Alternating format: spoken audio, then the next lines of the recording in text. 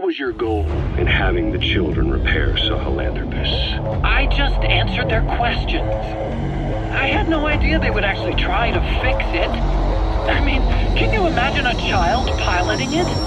Sure, easily. It wouldn't work. I bet it's just like riding a bike.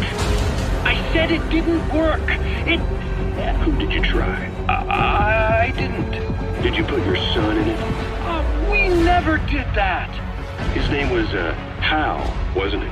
I thought you said you never saw his face. But you made him pilot Sahelanthropus. You used him in your experiments.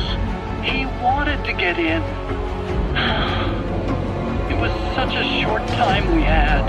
So he was with you. We were happy. You're still happy now. Changing your lies to suit the listener and getting by slipping through the cracks. Building layer upon layer of convenient stories until nothing means anything to you anymore. You're happy all the time because you don't even notice you're doing it. Think hard. Who are you really? You're not a victim and you're not the silent majority. You're a perpetrator and a petty hypocrite. The real world doesn't make you suffer. It's the other way around. Well, Doctor, I have the report on the incident at the quarantine facility. Assuming the vocal cord parasite underwent a mutation. The only plausible explanations are exposure to some high-concentration mutagen or radiation. As you know, some of the staff at the quarantine facility were infected with the parasites. The Wolbachia prevented them from copulating, but the parasites themselves can't be removed from their host's vocal cords. Once you're infected with Skullface's parting gift, you're stuck with it. The researchers regularly used X-ray equipment to monitor the parasites in their throats. No problem there, they kept a close eye on the radiation doses.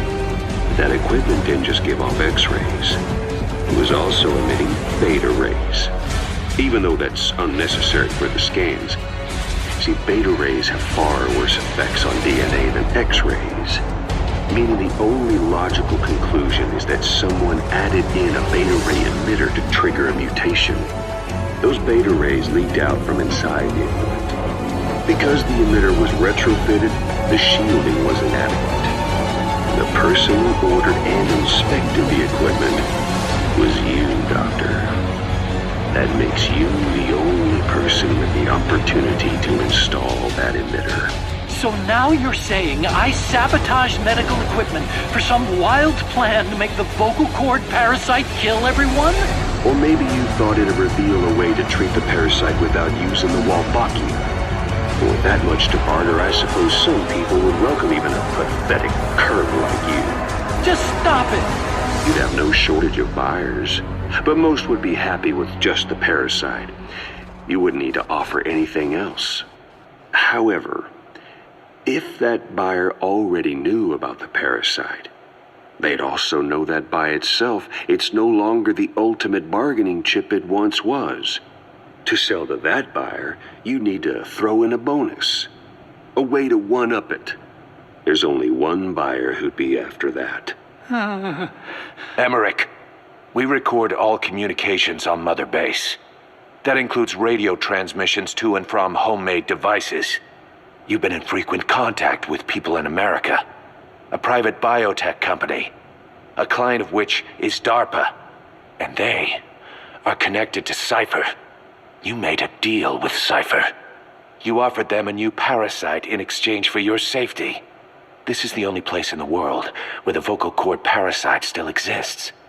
And you used it as a testing ground, tried to resurrect their bioweapon. But your plan to obtain the parasite has failed. Your bullshit ends now. And don't think you're leaving here alive.